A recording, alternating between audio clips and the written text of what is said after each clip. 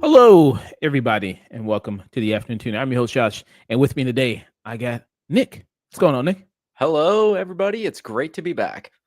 Good to see you, Nick, man. Good for you to be back this week there. New hairstyle kind of going on. I mean, Yeah, before he had a little bit different look. Now it's a different look. I'm growing it out. Growing the mustache a little bit. I think I've said it before on here. I'm active duty military, so I don't get to grow the full beard, but I can grow the mustache a little bit. Growing the mustache. Okay. Well, there you go. Hmm. So good to Just a see pair Nick. I'm just a pair of mirrored shades away from being a cop. Pretty much Officer Nick there. Yes, Officer Taylor. Well, my rank is Petty Officer Taylor, so there I'm like halfway there. But we got a good set of reviews for you people today. Gonna be reviewing a few movies there. No real super big release came out this week. It's kind of a lot of smaller films. And no real big movie. I can't think of like the next real big movie to come out. Maybe I guess the next one is probably all the way in December, right? Avatar, pretty much. Yeah, I think that's like the next big tent pole that's supposed to come out. Everything else, it's like we're kind of at this weird point in, August and September where, all of the studios have kind of more or less put out all of their major releases for the year. So it's now whatever's left and whatever studio's brave enough to try and trickle something in for Oscar season. Yeah. So we're already pretty much over halfway. We did best of, we did worst of the year so far. Then of course there's Oscar season coming around, November, October. Usually that's when Oscar season ramps up. Then they start putting out a lot of that stuff. And yeah, then December will be here, and then next year it's 2026 already. Wow, this year just Damn, where does the time go? Where does that time go? You're dying slowly, but that time is going. But yeah, we're going to be reviewing Caught Stealing, the new Darren Aronofsky film, The Roses, which is a movie starring Benedict Cumberbatch and Olivia Colman, a movie based on a 1981 novel called The War of the Roses, which already had an adaptation in 1989, directed by Danny DeVito. And then also, Nick is going to do a solo review for The Toxic Avenger. I did not get a chance to see this film, but Nick saw it. So Nick is going to be giving his solo review of that. Also, news-wise, I don't know if you want to discuss it. There's a new trailer or a first trailer for Sisu. There's a sequel coming out. So I know that. Were you? I don't think you were on the review when we reviewed the first one. No, I wasn't on the review for when you guys reviewed the first one. I think I was visiting my family for Christmas at that time, and I saw it, and I thought it was just okay. Yeah. So there's a trailer for that. I forgot the title of it. It's like Sisu. And I like the first one. It's all right. It was a little ridiculous how he was surviving all that shit. But yeah, I was like, okay, it was fun. Road to Revenge is what it's called. Road to Revenge. So I thought he killed everybody in the last one, so I don't know who the fuck he's getting revenge on. Didn't he kill everybody? Hey, just go out into the streets. There was never a shortage of Nazis. Well, I guess so. Yeah. So it's releasing this year, November 21st. So Okay. Also get into that Snoop Dogg. He said something, so discuss that for news there. He's scared of Lightyear and other Disney films, so he's scared of that. So discuss that, have that discussion, and wrap up from there. And then as always, I'll go ahead and raid somebody. If Nick had any suggestions or anybody has suggestions in the chat, let me know of who I can go ahead and raid. I always get to raid some new people I haven't raided before. I know some people are playing that new Metal Gear, which just came out, Metal Gear Solid 3, the remake. Are you gonna get that? No, I'm kind of so my work schedule is like getting a little crazier. I'm gonna be kind of in and out a lot for the next 2 months, so sadly I won't have a lot of time for gaming. All right. Well, maybe you can play on your Switch while you're there. Maybe you can take some mobile with you. I might. I'm thinking about either getting like a Switch or what's those things that it's like another gaming tablet. It's what, a Steam Deck? Yeah, Steam Deck. Hmm. There's that new Microsoft one that came out. They released the price for it, $800. So, Well, suck my dick. Microsoft can uh, suck my nuts. How about that? the new handheld they got coming out. So I don't even think the Steam Deck costs that much. And handheld these nuts. How about that? Because Prices like that. Fucking ridiculous. what is the price of the Steam Deck? I think it's like I can't imagine it's much. I'd say like maybe 300-400. here on Walmart, I'm seeing so you can get it for 256 gigabyte. You can get one for it's on sale. Hey man, maybe you want to get this. Uh Interesting. you can get it for $477. That ain't bad. It's a I, price I cut. might, I might, I might. Let me just, yeah, take a little note of that. Yeah, give me one too while you at it, man. Since you're already adding it to your cart, man. Give me You can two. get yourself one. Hey man, man, you're already in there, man. Why don't you just add it to your cart? You know, maybe you're probably what a Walmart Plus member already. No, Uh, no, yeah, you can get that. So, no. You only can one. bust these nuts if you think I'm getting you a Steam Deck. Hey, it's pretty nice. Only one left. You better hurry, man, before somebody else snatches it up. Only one left. Oh no. But yeah, Steam Deck is pretty cool. I think if you want more advanced, powerful gaming, a Steam Deck is kind of where you go, as opposed to getting maybe a Switch. But Mhm. yeah, are you thinking about maybe getting a Switch too? Maybe. Mm, I mean, possibly. I mean, my parents, they bought a Switch because they have the niece and nephew that come over to their house all the time, and also my nephew Hunter, he's over there a lot now. So I might, but I don't know. I'm not gonna say no. Okay.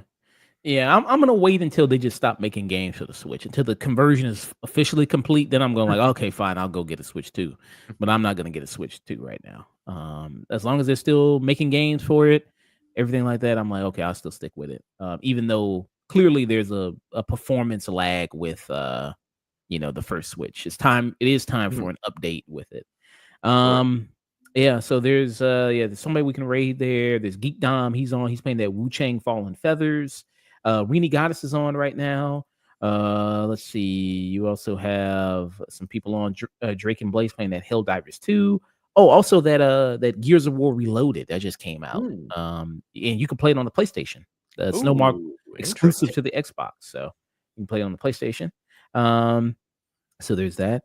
Upcoming streams, no stream planned for Saturday, no stream planned for Sunday. Monday, I'm gonna be joined by Sage from Rated M for Immaturity there. We're discussing the first 2 episodes of Peacemaker, season 2. We're gonna be doing Alien Earth mid-season review. 4 episodes are out already, so we're gonna be doing that. And then that's pretty much it on the docket, I believe. Yeah, so far it's just those things. And yeah, so just discuss that. Next week, Monday, I'm definitely going to be doing King of the Hill favorite Mhm. episodes and series discussion there. And try to also review or try to finish up the new season of that as well. Um, but yeah, so that's what we kind of got there, future reviews wise, and hopefully Dusk and Nick can join me next Friday. And then next Friday, I believe what's coming out there because that's The Conjuring is coming out. Yeah, the next Conjuring is out, And and I think that's the only like major release that's coming out. And the week yeah, after that is The Long Walk. yeah. Um, there's The Long Walk. I think next week is going to be The Conjuring. Was it The Last Rite or something like that? Yeah, it's Uh, like the last rites. is James Wan doing that one or is it somebody else? No, it's Michael Chavez who did the third Conjuring, and he also directed The Nun too. Okay, I didn't see The Nun too. It sucks. Okay. Okay. Wait a minute. Did we do The Nun too? I can't remember. Yeah, we did do The Nun too, and Oh shit. so that. Oh shit. Okay, there we go. Yeah, exactly. It was Uh so forgettable. It was a movie that w I saw it, like, the Thursday night because I usually see those movies, and I had to, like oh, desperately jot down notes in order to not forget any of my talking points when we reviewed it. okay. Now I do remember this. Yeah, because this was with Tessa Farmiga, her sister, right? Yeah, yeah, Yeah, Tyson's yeah, Vera yeah. Farmiga's sister. Vera Farmiga, and then the sister is Tessa Farmiga, right? Mhm.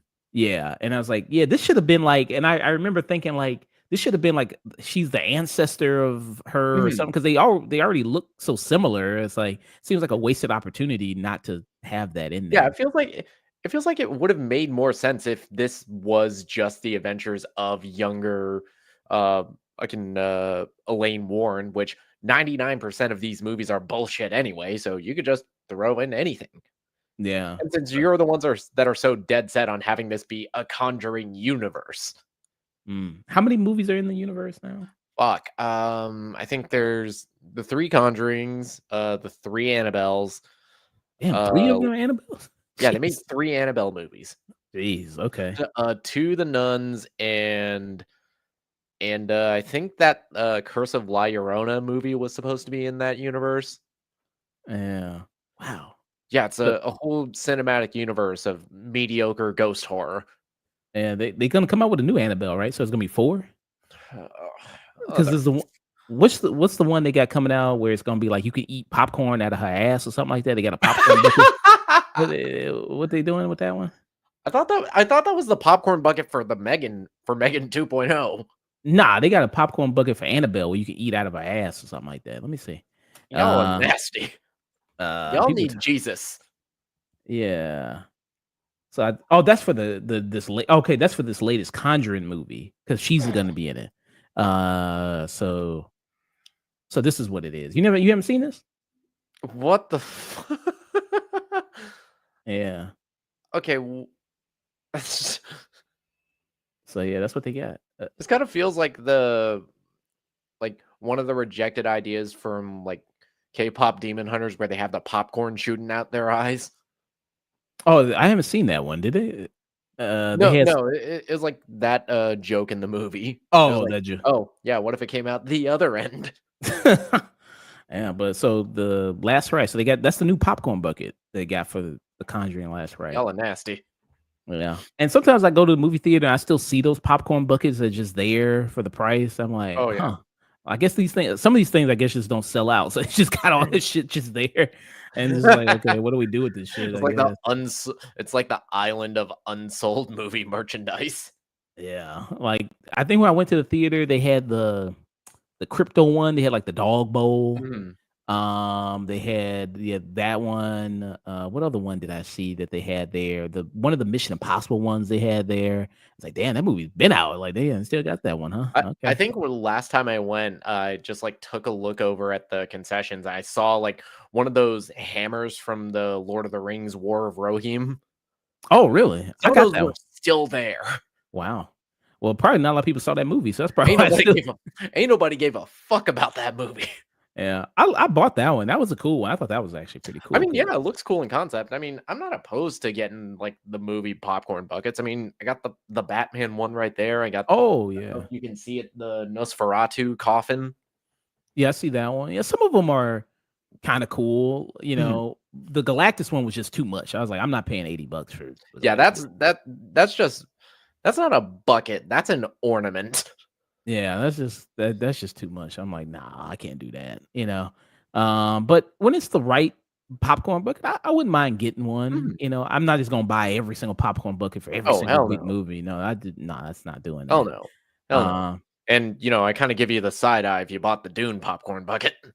yeah, I got that one. Yeah, I got that one. The Dune. That was the first one. That one broke it open for I every. don't even wanna know what you've done with that thing. Yeah. Hey, what stays between me and the popcorn bucket, man? Uh, but that one was the first one. It broke everything open, man. It was huge. So, Yeah, we reali I mean, more yep, ways than one. every studio realized it's like, "Wait, we can sell these and people will, like, talk about them? Interesting." Yeah. And they sell them even at, conventions now. I guess there's a whole popcorn bucket section at conventions. So, you got that going on. Yeah, so yeah, next week is gonna be The Conjuring, and there's that movie I'm really interested in called The Lurker. Um, Hmm. that movie, which I'm interested to see. So I really want to check that out. And then next week after that, you're right. So it's The Long Walk. Did you hear about that good thing, the cool thing they're doing with the theater with the long Oh, walk? yeah, one theater is doing, like, all of the seats have a treadmill that are set to, like, 3 miles per hour, and if you stop walking, you're escorted out. Yeah. So that's hey man. was like, How that's kind of a cool concept. Yeah, that is pretty cool. How long is Long Walk? That's like what, hour and probably hour and 40 something? I Uh, imagine it's like hour 40, hour 50. yeah. Do you think you can walk that long? Yeah. Fine. If it's like 3 miles per hour is flat, yeah, easy. What if it's an incline, 12%? Oh, I'm fucked. I'm making it like 15 minutes and I'm out. Yeah. So walk less than 3 miles an hour and miss the end of the movie. There. So based on the concept of this, Stephen King, his one of his short stories, because Stephen King has like 8 gazillion fucking short stories that he's done. Oh yeah, And yeah, that man churned out books like no other, and that was even after he got sober. mm, yeah. So he's just writing. That joke in Family Guy always makes me laugh when he did that misery parody where he gets hit by the car and he writes a story while he's in like middle of the air, and then he finishes it by the time he hits the ground. Uh, Yeah, let me see if I can. That clip always makes me laugh there, but yeah. So, and Mark Hamill's gonna be in it. You got James Gandolfini, his kid's gonna be in it. No, no, Uh, that's not Michael oh, Gandolfini Philip Seymour Hoffman's is kid. yeah, Philip Seymour Hoffman, that Cooper Hoffman, and Yeah. David Janssen, who I really loved in Alien Romulus, who I think this is like his first big thing since that movie came out, and I'm it's an incredible performance he gave in that, and I really liked him in Rye Lane. I still have to see that. I hear Rylane's really great. I still have to see that one. Um, It's like one of the best like warm blanket movies ever. yeah. Did you really like so speaking of Alien Rhymes, are you liking Alien Earth? Are you enjoying I've it? only seen the first 2 episodes. I keep meaning to go back to it with, go back to it, but with everything else, going on in my life right now, I don't really have time, and Alien Earth, kind of like a lot of Noah Hawley's, other work, it feels like it's so dense and so layered that I literally have to remove all distractions while I watch it. Mm. We just did the premiere. I haven't seen the Mhm. second, third, or fourth episode, so we just did the premiere of it. But I liked it. I liked what I saw there. Really teleporting you back to that early Alien look there, which was really cool. Some really interesting stories to see where things gonna go, Mhm. and then you also have a nepo baby in that one too. The main lead is the daughter of Kyle Chandler, so she's the daughter of him. So, um, new generation of Hollywood, man. All the nepo kids, man. They're rising, man. Mhm. They are rising. But this is the clip right here. I think this was like during like a special they did of just like all the Stephen King stories. I think of like Shawshank Redemption and all the other ones. This just in. The Weather Service has reported a big snowstorm on its way. Oh my God, Stephen King! Hey, this would make a neat story. Done. Oh man. But yeah, that was a good. That was a good one. That was a pretty decent episode. Yeah, Um, Family Guy is for as, dramatic as the fall off of that show is, every now and then they'll get like a really solid laugh out of me. mm, yeah. So yeah, still can provide a good laugh every now and again, which is pretty nice. So future streams, that's what we got going on. That's what we got going on. As far as that goes, and who we're probably gonna raid after this. So yeah, let's get into these reviews. You have a preference of what you want to go first? Dealer's choice, man. All right, I'm gonna start with the roses there. I'm gonna start with that one. Get that started. Then we do caught stealing. Then you can do close out with a solo review, man, of Toxic Mhm. Avenger. I'm eager to hear what you think of Toxic Avenger. There, I'm eager to hear what you think. So let me pull up my notes for this roses, and we go ahead and get started. Very nice. All right, there. Very, very good. Okay, so our first review of the day is going to be for the film The Roses. The Roses is a movie directed by Jay Roach there. This is a movie that's an adaptation of the 1981 novel there called The War of the Roses. This novel had already been adapted before in 1989 with a movie directed by Danny DeVito starring Michael Douglas there called by the same name there. So this is another adaptation of that work. In this film here, You have Benedict Cumberbatch and Olivia Colman, who play a married couple. You have Benedict Cumberbatch, who is a architect there, and then you have Olivia Colman, who's a chef. They have 2 children, a boy and a girl. And this movie kind of explores all the things about married life there, the ups and downs of it, the challenges of it. Have you ever loved somebody so much you just start to fucking hate them? Well, this kind of explores a lot of that kind of going on, especially the changing dynamics in the relationship where you have, after an incident at work with Benedict Cumberbatch, his career has gone down and Olivia Colman's career has risen. You know, she opened this little shack there, this little restaurant. Now has become the sensation. And then all of a sudden she starts getting all this adulation and praise. And she starts opening up all these franchises and being known around the world as being this world-renowned chef. And then her career is going up while he's kind of staying down. His career is going down and he's spending more time with the children.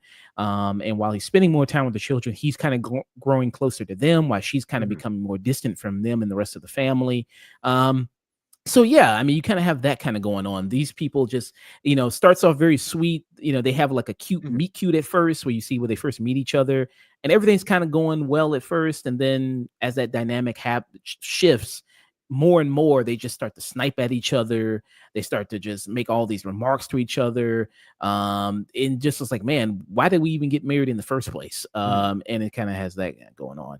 I'm gonna get your thoughts on this, Nick. What are your thoughts on the Roses?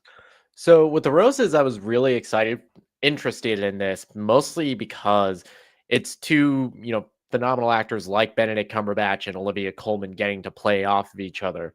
And when the movie starts, I think it does this really good job of introducing these characters at this point in a relationship that at one time it was a very, healthy, very loving dynamic, and seeing it devolve into this resentment and then hatred. I thought the movie did that very well.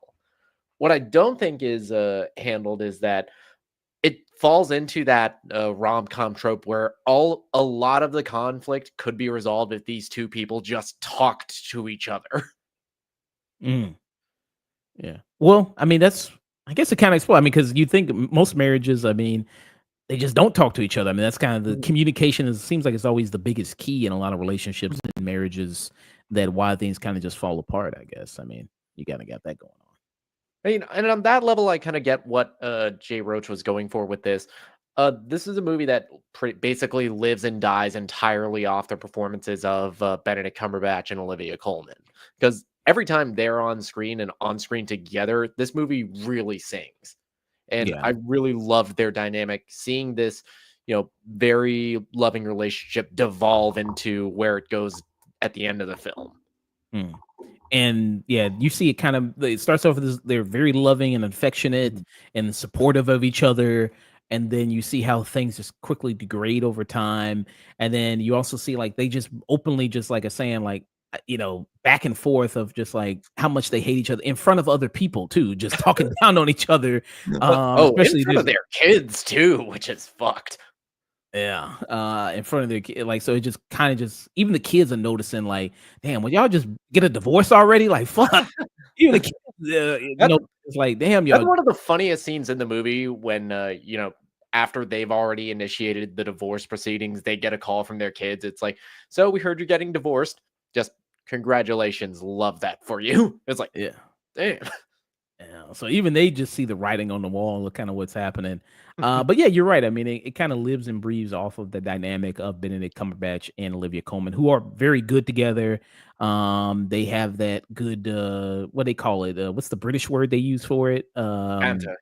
Yeah, the good banter back and forth there between each other, repertoire, and everything like that, just going back and forth, sniping at each other, which I think is very funny. And this screenplay is written by Tony McNamara there, who's he's done other things like Poor Things he did recently a couple years ago. He also did the classic Corella, who can forget that he also wrote that. But he's mostly done Yorgos Lanthimos here. He also did The Favorite, which was also really good, which also starred Olivia Colman, which also has won her Oscar.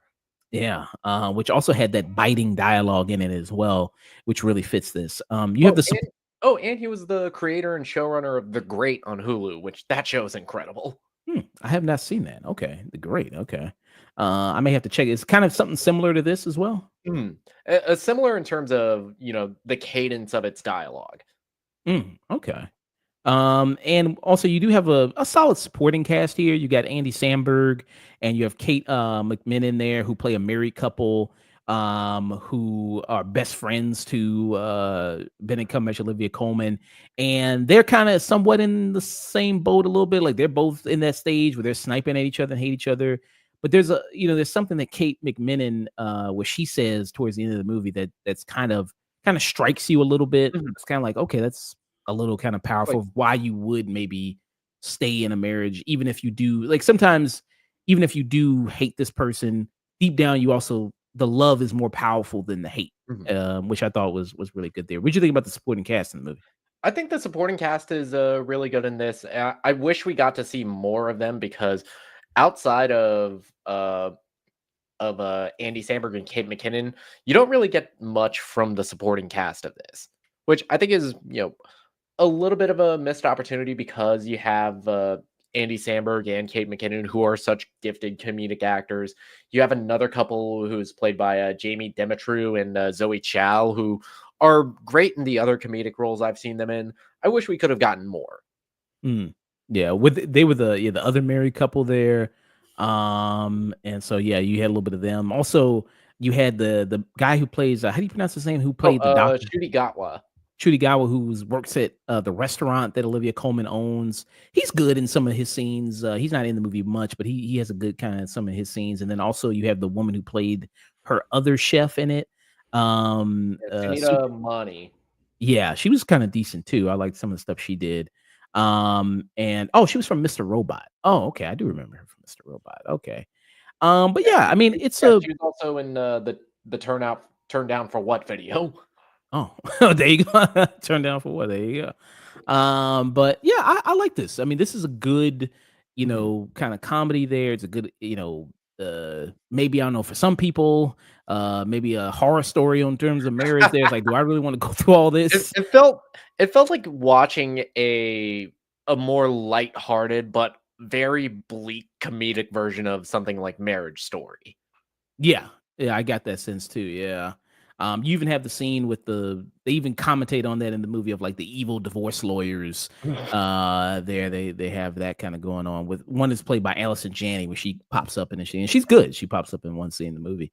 But yeah, I mean, I think this is a nice fine movie there. The dialogue is really good, the back and forth between Olivia Colman and Benedict Cumberbatch. I like seeing that. I like seeing just this discussion about marriage and and also how the movie ends kind of open-ended, like you don't know where Mhm, exactly it's going to go there, and how somebody can be driven to that point um that happens in this marriage of just mhm. unresolved feelings, lack of communication, Yeah, and that where kind of leads to. yeah.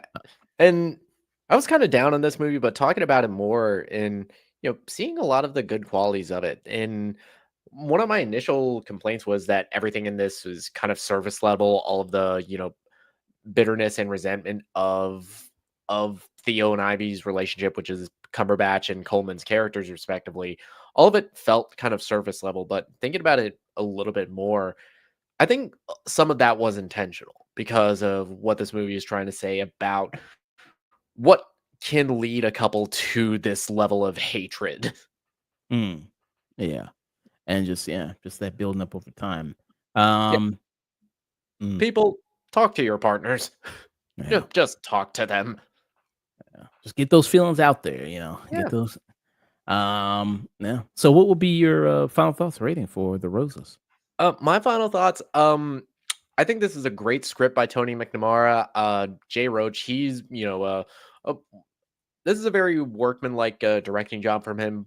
This movie, I think it lives and breathes off of the performances of Benedict Cumberbatch and Olivia Colman, who every time they're on screen together, I really bought them as this couple who, at one point in their lives, they did love each other dearly, but over time with the both of their issues never really taking the time to resolve or work through it, their relationship devolves into this very toxic game of one-upsmanship that is very entertaining to watch, but also makes you feel very sad at certain points.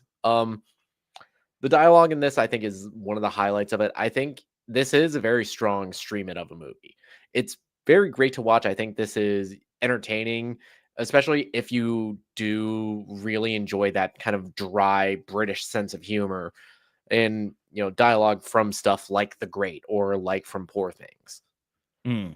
This would be a solid stream it in this. There's nothing here, cinematography wise or performance wise from any of the supporting cast that I think warrants going out to see it in a theater, but I highly recommend streaming it. Mm.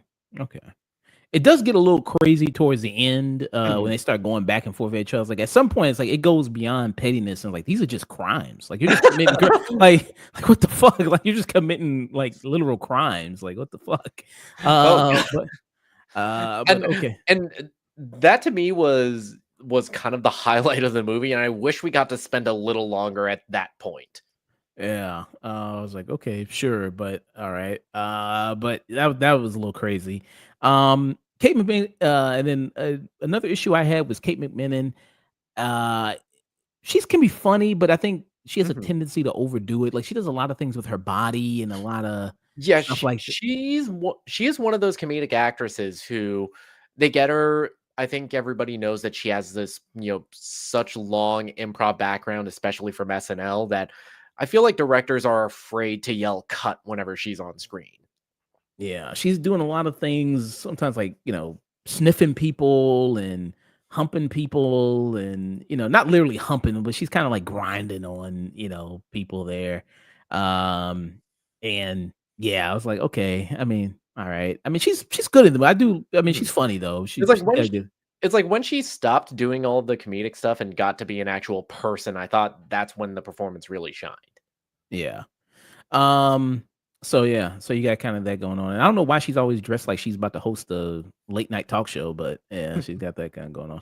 Uh, But yeah, I enjoyed this. I thought this was good. I thought Olivia Colman and Benedict Cumberbatch worked really well together. They're the highlight of this, and of course, the focus is on them, so it has to really live or die by them. And I think they pull it off very well. I mean, look at that, so fucking great for them. I Beamed mean, her with an orange. She's pointing a gun at him. yeah, I mean, it just gets kind of great there, and yeah. So I enjoyed this. I liked it. I liked it probably a little bit more than you. I'd give it a tune in Mhm. for me there. I just kind of love the biting dialogue of it. That was really kind of enjoyable and funny, and yeah, I kind of like that a lot. So tune in for me for Mhm. the roses there. Awesome stuff. And in theaters now. People should check it out if they can. So, all right. Okay, there. All right. Let's move on to the next one here. Our next review. Thank God I don't have to see this trailer anymore. Oh boy, Yeah, man. it's one of those where I'm initially very excited about it, but after seeing the trailer, I don't even know how many times in the past year, I'm just glad it's over. Yeah. The next movie I can't wait to come out, so I don't have to see that trailer. Is that movie with Channing Tatum? Oh, the Uh, Roof Man. yeah. I was like, bro, I'm not seeing that fucking. Like, oh my God, bro. See, this is why I show up like 30 minutes late to most movies, so I don't have to watch the trailers. Yeah. I try to show up a little later. Mhm. But even when I show up a little bit later, I'm You like, still okay, catch like one or two. catch one or two, and then you also they also do those ads, so they also throw in the ads in it See, too. this is why I keep the AirPods in my pocket at all times. So, it's like I see the trailers, boom, Yeah, AirPods, noise cancel. Boom, mhm, mhm, mhm. yeah, Oh, movie starting. Yep, there we go. yeah. I do that too. I took my AirPods out though for a trailer that was newer that I Hmm, didn't see before that movie After the Hunt. So I saw that trailer hmm. and I was like, oh, okay, I hadn't seen this trailer before. That's the movie with Iowa Debris and Andrew Garfield and Julia Roberts. It got released at this, I think it was the Venice Film Festival, the Luca Guadagnini movie. I think Oh, is how you Luca say it. Guadagnino's new movie? Yeah, it's getting negative reviews though. It's getting Ooh. yeah, it's getting some negative reviews, but I don't know. It's a movie, a Me Too type movie there, kind of going on. So Here we go.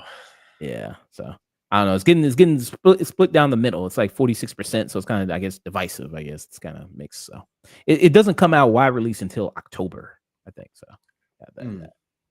All right. Let's move on to our next movie here. So our next movie review of the day is going to be for the film Caught Stealing. Caught Stealing is the latest film from director Darren Aronofsky. People might know Darren Aronofsky for such movies as Wrecking for a Dream. He did The Fountain. He did The Wrestler. He did Black Swan. His last movie was The Whale, which came out a few years ago, which I didn't really like. I wasn't very strong on The Whale. I wasn't very big on that movie. Happy for Brendan Fraser though. He won his Oscar. Good for him. The Fraser Sance, awesome. So yeah. So this is his latest movie since then. And what is this movie about? So you have Austin Butler here, who plays a guy named Hank. And Hank was at one time a young, promising high school baseball star there, whose dreams of playing in the major leagues got stripped away from him when he was in a car accident there, damaged his knee. And then he was not able to continue playing baseball. So now he just kind of operates as a bartender in this shitty bar. I believe they're in New York. I believe they're in there. Yep. 1998 New York. 1998 New York there. And this is also based on a novel, by the way. And then one day he kind of gets a call there from one of his friends there, played by Matt Smith, who plays a guy named Russ there. And then he says, like, hey, listen, I'm going to be away. I got to go to London. I got to go meet my dad there. He's having a stroke. So I'm going to go to London to take care of him and say my final goodbyes. And by the way, just looked after my cat. And he does this with Zoe Kravitz there, who is his girlfriend or situationship kind of thing going on. Did they have situationships? Is that what you called it back in 1998? I think they just called it booty call back then. Booty call. Okay. Had a booty call there, Zoe Kravitz. But then when he's away, Russ is away with Matt Smith, all these people are looking for some money. It's like, hey, this guy has our fucking money. And where is he? He's like, well, he's away. I don't know. He's like, well, too bad. Then you're on the fucking hook for it, and you better get us our money. So you have the Hebrews, the Russians, the Puerto Ricans, all looking for this money that supposedly his friend Russ has, and he has to find some way to deliver it to these people. So Nick, what are your thoughts there on Caught Stealing?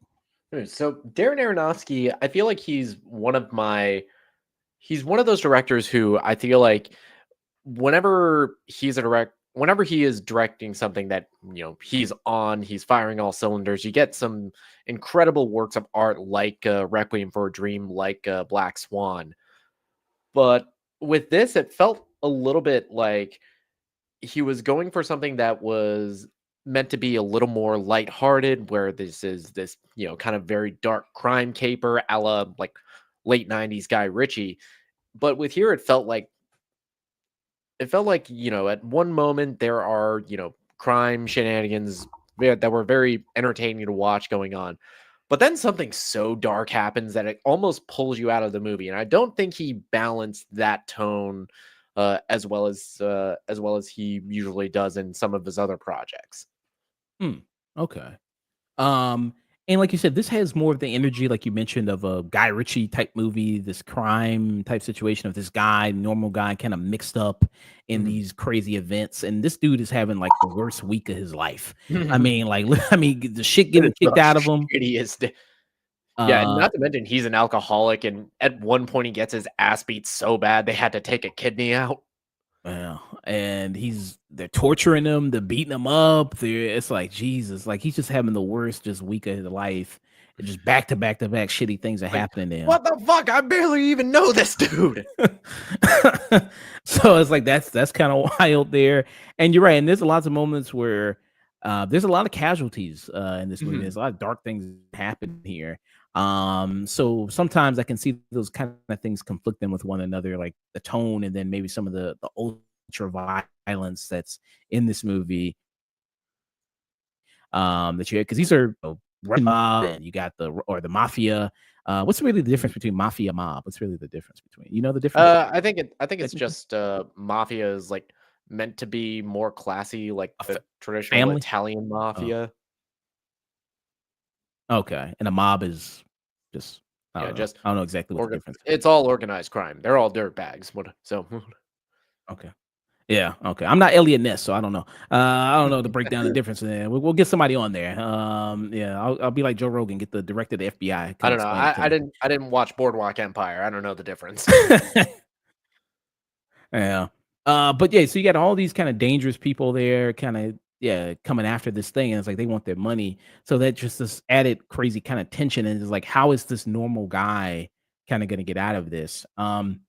And that adds a sense to it. And I think Austin Butler, who people have seen Austin Butler before, Mhm. seems like you think he's fully now shaken the Elvis accent? You think Oh, he's good? He's 100%. at It's like, okay.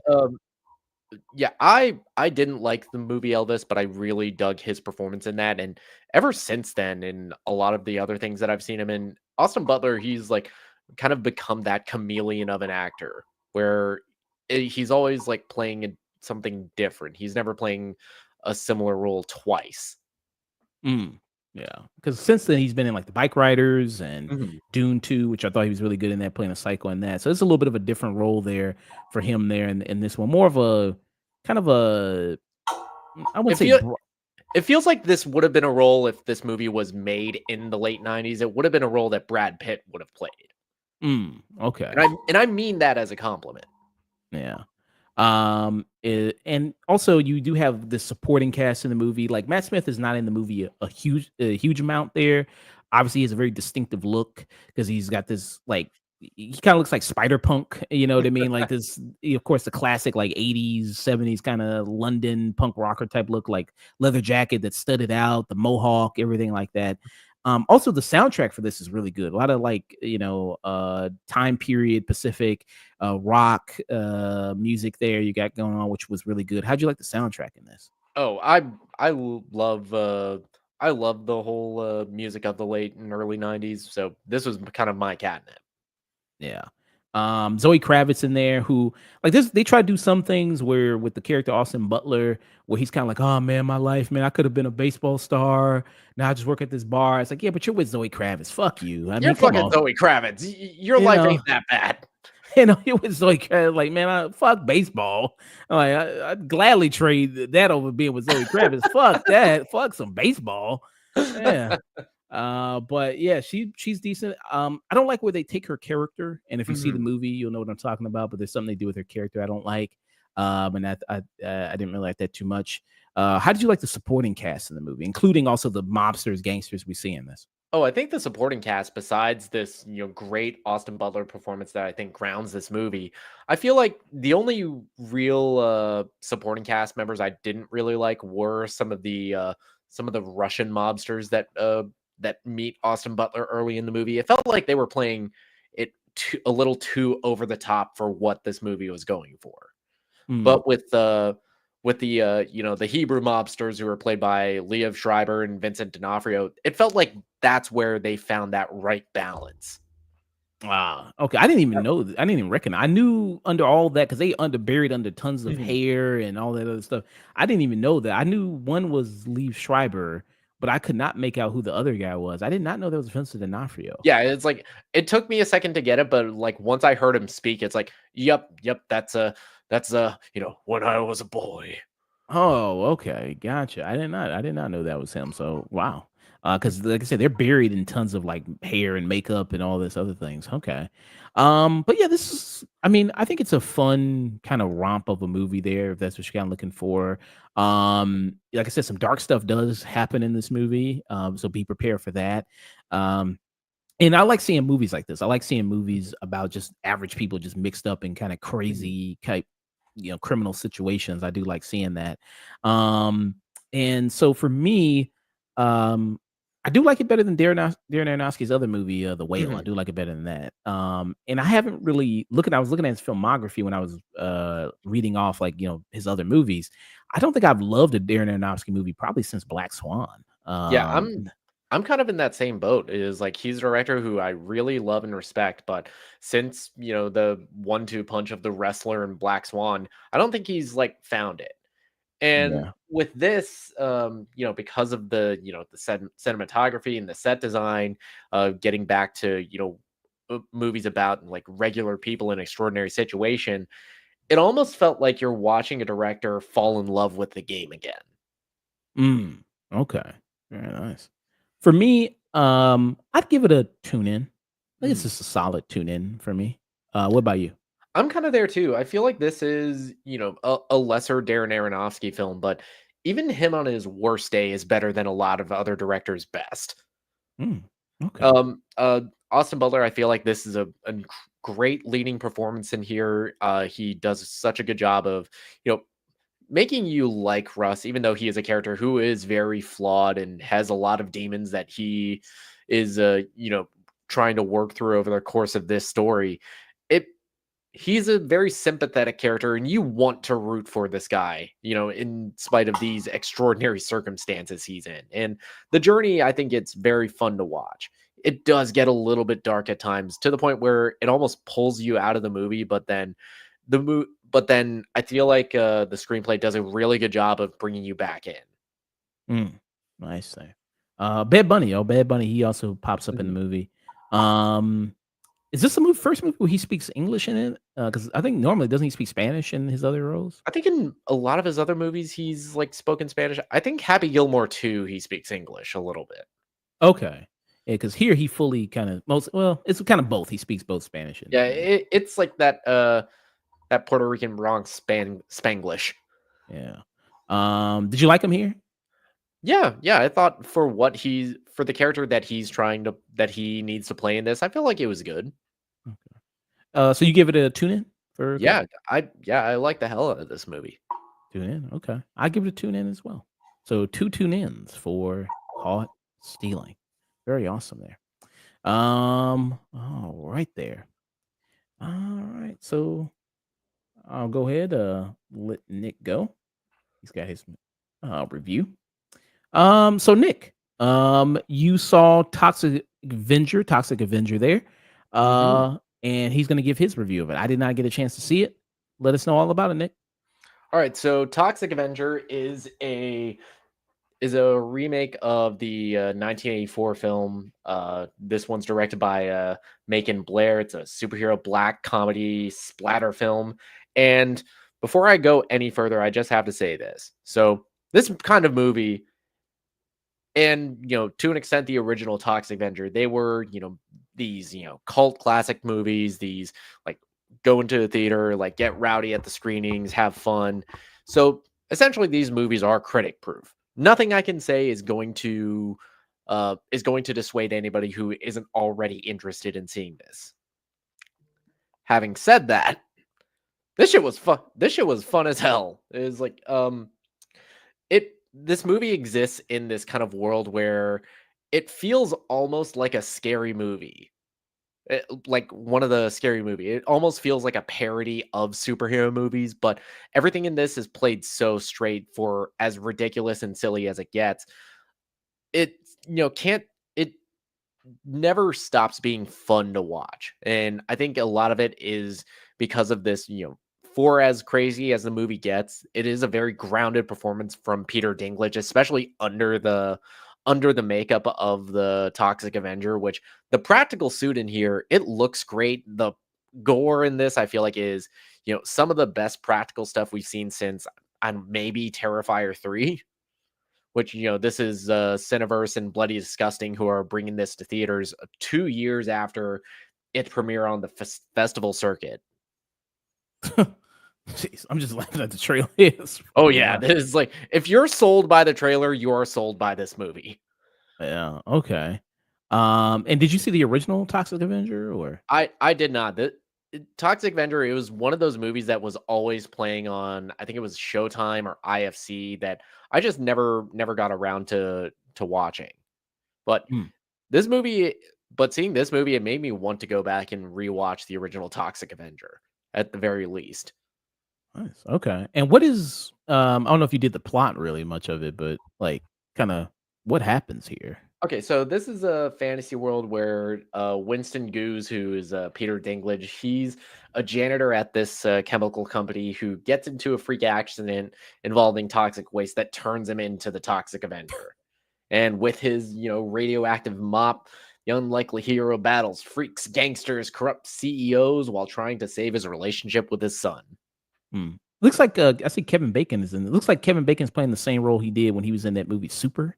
Oh yeah, Uh, this is this is a love letter to the days of Troma Studios, which is the company that made the original Toxic Avenger. That's where James Gunn got his start, and Super was also a love letter to Trauma. Okay. I do want to check it out though. Yeah, it looks kind of fun there. And you also have you have Jacob Tremblay, who's the son. You got Kevin Bacon there. You got Elijah Wood. Jane Levy is also in this. Okay, Taylor Page. I love Taylor Page. In this, and Sarah Niles. Okay, I've seen her pop up a lot of stuff. The therapist from Ted Lasso. Okay, very awesome. What would be your review? I mean, what would be your final thoughts and rating for it? Oh, my final thoughts and rating is like, if you're sold by the trailer, then you get everything that you could possibly want out of this kind of movie. It's like the performance I think are great. Peter Dinklage, he is, I think, one of our great actors, and he manages to bring something to this script from Macon Blair, who I think is, off the strength of this, I would really am interested to see what he does next as a director. If he does, something that's meant to be taken a little bit more seriously. But this movie is just fun to watch. I saw it, in a damn near empty theater at 1:30 in the afternoon. I'm kicking myself for not seeing this go into a late night screening with a bunch of fans. Okay, awesome. So what was peak? Oh, yeah, this is tune in for me. Tune It's in. like Okay. it's just missing a little bit of that extra sauce to get a peak out of me. Okay, nice. What was the extra sauce that it needed to be a peak? I don't know what it is. I don't know if I can quantify it here, but it's one of those. A peak in this scale is, it when you see it. Okay. Yeah. All right. So a good tune-ins. We've been having a lot of tune-ins there. Yeah, it's like this is for for this time of the year, like late August is kind of when a lot of the big movies stop coming out. It's like kind of feels like the studio dump month. There's some gems that sneak in now and then. Yeah. So all right. It was better than last week, me and Dust. We had a lot we had a lot of ones there. Yeah, I was looking at the docket last week. I was on duty, so I couldn't make it. It was like, oof, that's kind of rough, guys. Yeah, we had a lot of ones there. So it's better than last week. It was looking like one of those dockets that make me wonder why I'm still doing this. So all right. So good tune in from Nick for Toxic Avenger. See it while you can. There. Awesome. If you can. If you can. Seems like it's playing in big theaters like AMC's, it seems like. So maybe we can watch it there. Oh, right there. Was this already? It seems like it says 2023. Was it already kind of released? This got its original premiere at Fantastic Fest in September of 2023, and it's only now just getting a wide theatrical release thanks to Cineverse. Thanks to Cineverse, who is the company that sponsors that owns Bloody Disgusting. So they are the people that release Terrifier into theaters. Okay, cool. Very nice then. All right. So that was our reviews, and then we'll get into this news here and head out, raid somebody. Let's see. Still the same people on to raid there. Geek Dom is on, Radiant Goddess is on. So still the same good people there. Very awesome. All right. Pull up my notes for this news, and we go ahead and discuss this. Okay. So Snoop Dogg. You're a fan of the dog, man, aren't you there, Nick? Yeah. I liked some of his music. Yeah, so he made some controversy, made some waves recently there. Is facing a little bit of backlash here over his recent comments there about a Disney film. He was, and I believe the Disney film was Lightyear that he was talking about there. And he was just talking about it there. Says Snoop Dogg faces backlash for a rant about scene involving same-sex couple in Disney film. And the Disney film he's talking about there was in Lightyear, that movie, which came out a few years ago, 2022. It was like having this conversation now about a 3-year-old movie. Yeah, exactly. I guess he must have just saw it, I guess, or maybe he was just retelling his emotions. I guess it stuck with him that much that Lightyear movie 3 years later, even though that movie's forgettable as fuck, I don't even remember what the fuck happened in that movie. I was like, whoa, okay. But I do know the scene he's talking about because in the movie there, and that there was a controversy even before this movie came out. They were talking about the fact that there would be a same-sex couple in it, and they Yeah, made it a in it, bigger who thing. only one of the characters in that same-sex couple gets any dialogue. Only one of them get any dialogue, and there's only I think 1 or 2 scenes with them actually together. There's this one scene where you actually see them together and kiss, and that's it. It's like And a split second. yeah, like they people tried to hype it up as like, oh my god, they're having it's like goddamn. They thought it was the first Pixar's episode of turning the kids gay. you think it was the first episode of Peacemaker, like it's a bi orgy going on or some shit. Like, bro, it's this one scene and it's a blink and you miss it shit. Like you look down at your popcorn and you look back up, the scene is gone. But yeah. Yeah, you would have Uh, thought that they were teaching kids, 2 in the pink, 1 in the stink in theaters. yeah, so it wasn't anything big there or kind of going on, but yes, it's a lesbian couple and they have a child. This is what Snoop Dogg said. So I'm gonna play the clip of what Okay. he said there. With a woman. Well, my grandson in the middle of the movie, like, Papa Snoop, how she have a baby with a woman? She a woman. Oh, I didn't come in for shit. I just came to watch the goddamn movie. Hey, man, watch the movie. They just said she had a baby. They both women. How did she have a baby? So Jamaica. So that's what he said there. Hey, you gotta, embrace your kids' curiosity. It was like, yeah, so here's how. So, all right, whatever. Mm. It was And like it's even he doesn't seem all that perturbed by it. Yeah. I mean, it just seems like it seems like it's not that hard of a explanation. It's like, okay, they're together, they adopted a kid, or I don't know. I don't think they give too much detail. No, they didn't give any detail as to how they have a kid at all.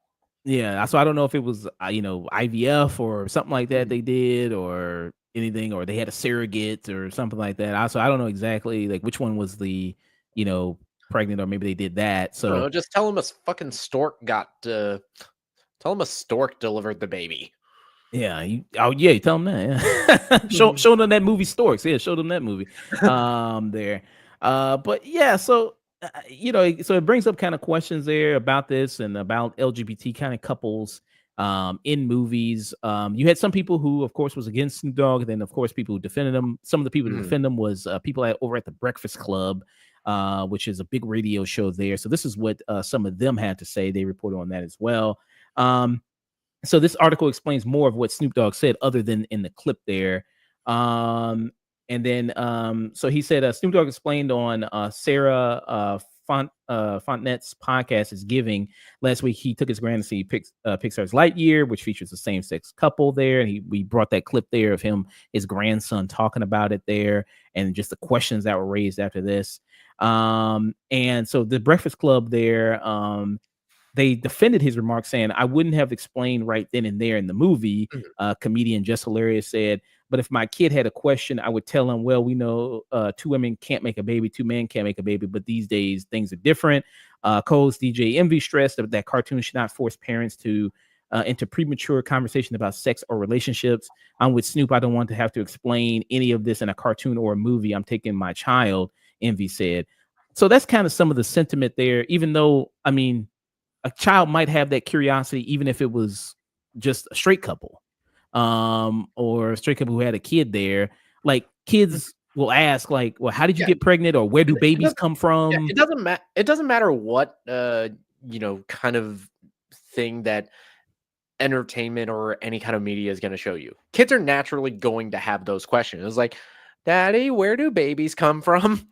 Right. So, I mean, yeah, they were asking that before, you were claiming that Disney and, Hollywood were trying to turn your kids gay. That's a common question that kids have. Like, where do babies come from? Where did I come from? And then, it's your choice if you want to dance around it until you think like, okay, maybe I'm going to wait until they're a little bit older until they have that conversation. Or it's your choice if you want to do it, if you think you want to kind of give the basic childlike version of what you want to do. I mean, that's kind of up to you how you kind of want to answer that question. But I mean, to say that, I was like, I don't want to be forcing this conversation and all these movies are indoctrinating my kids and bringing all these serious subjects there. I mean, that's what kind of some of these movies do when you watch these movies, especially when you have Pixar movies. Like, I remember there was conversation with people talking about the movie Up, where it's like death. I mean, that's a big theme of that movie. It's like, you know what I mean? Like, are you and mommy gonna die? Yeah, Like, but is that nobody gonna was be? up in arms in there about that movie. That's a very serious subject, death, and what happens kind of after that and life moving on. Like, what do you do? And that was a very serious subject there that you had in that movie. So there's tons of times where you have in movies these serious kind of topics there. Even something like Inside Out that came out, which kind of details, depression to a degree, high amounts of anxiety to a degree, and things like that. Again, this thing that it's indoctrinating people, or there's a certain thing you can choose to acknowledge it or face it, or not there. I mean, what's kind of your opinion there? Yeah, it's all. I feel like this whole hullabaloo is just you is just coming from parents not wanting to talk to their kids.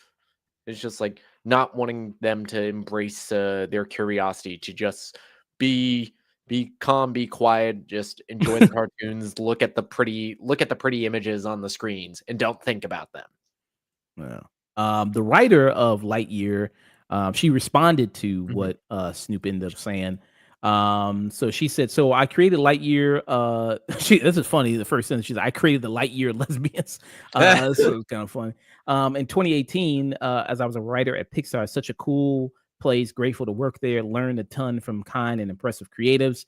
As we wrote earlier versions of what became Lightyear, a key character needed a partner, and it was so natural to write she instead of he as a small detail in the film. I knew the representational effect it could have. Small line, big deal. I was elated that they kept it. I'm so proud of it to infinity.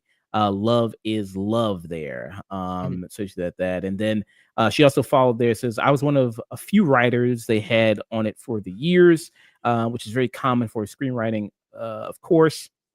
Had very little to do with the final script, but I was proud to see a happy queer couple, even for a few seconds, and there were definitely a few seconds, emphasis on a few Yeah, seconds. yeah, they put the emphasis on like a few seconds, and they didn't give that character's partner any dialogue, so it all evens out according to the mouse. On screen. I know they got a lot of shit for this inclusion, but stuff like this matters because beautiful love like this exists. It's not fiction. What is fiction is Zurg and light speed space travel and murderous aliens and a talking robot cat. Long live socks. The cat was awesome. Cat was like the best part of the movie. Yeah, Actually. yeah, he was. So Pixar doesn't care. Disney doesn't care about gay people. They don't care about gay people. They don't care about really all that. I think as a corporation, as a company, they don't care. Mhm. Do the individuals that work at that corporation probably care? Yeah, of Like the course. writer of that? Yes, I believe they do.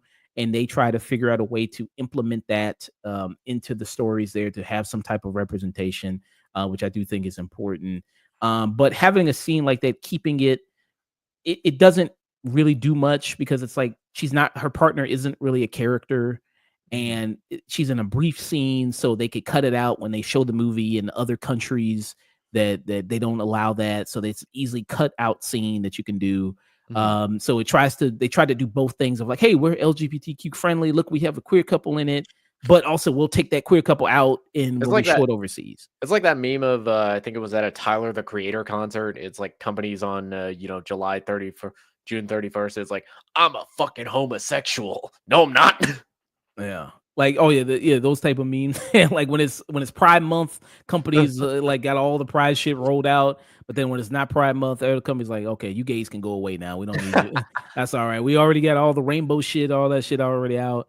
That's fine. So I mean, that's kind of what it is. And like I say, I mean, and things like this, I'm trying to think of like what's a big prominent kind of LGBT couple in an animated film. I'm trying to think of one that was worked really well there. I should have probably already had this there. Um, Yeah, this would have been nice to know ahead of time. Uh, Korra and Asami from Legend of Korra, but that's like at the very end of that show. That was the very end of that show there. There was that one.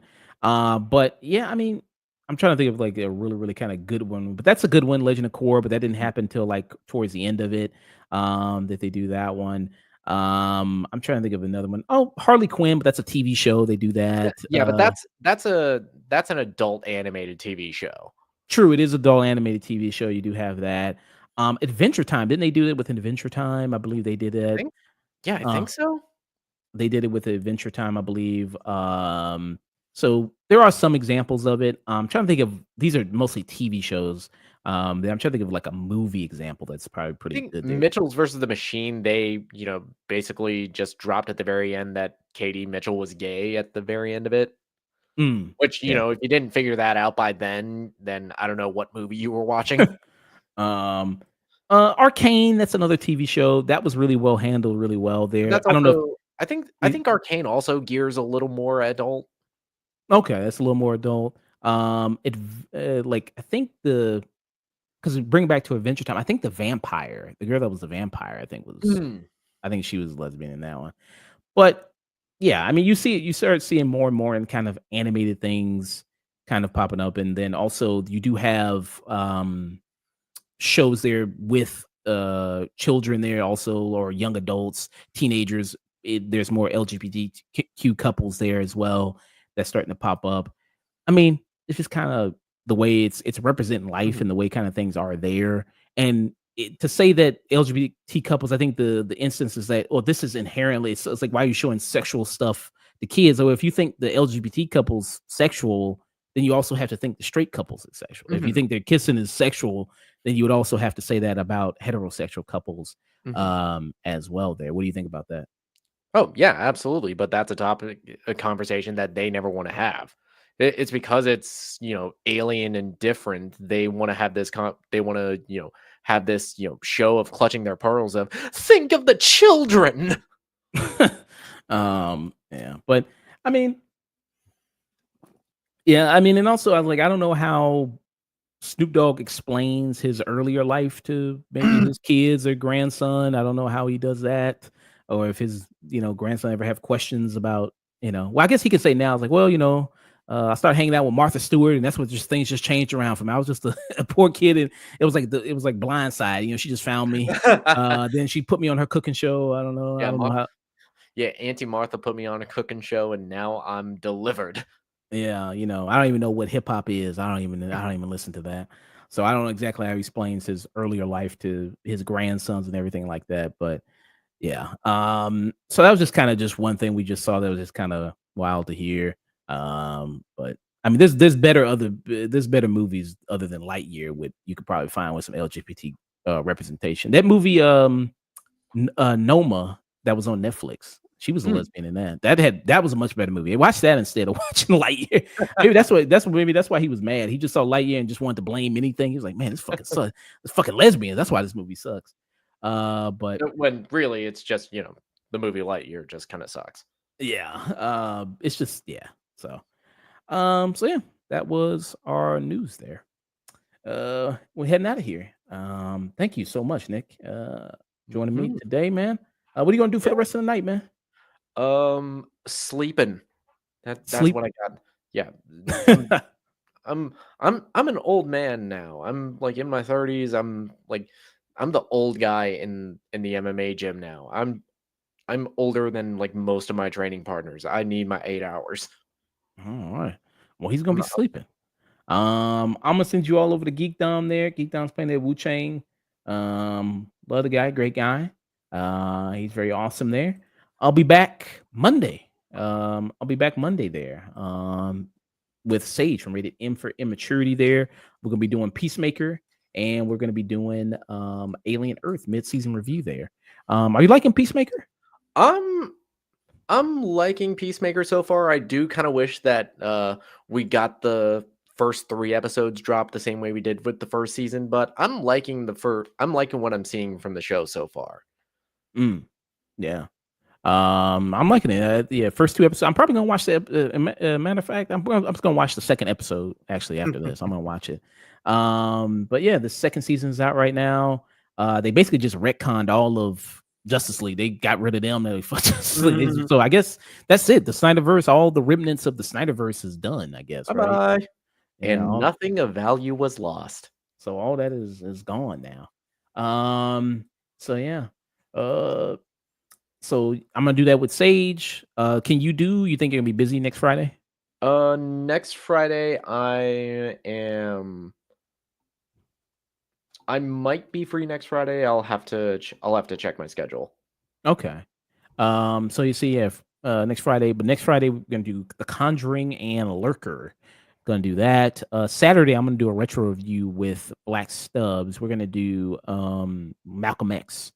Since Spike Lee, Denzel Washington collaborations since Highest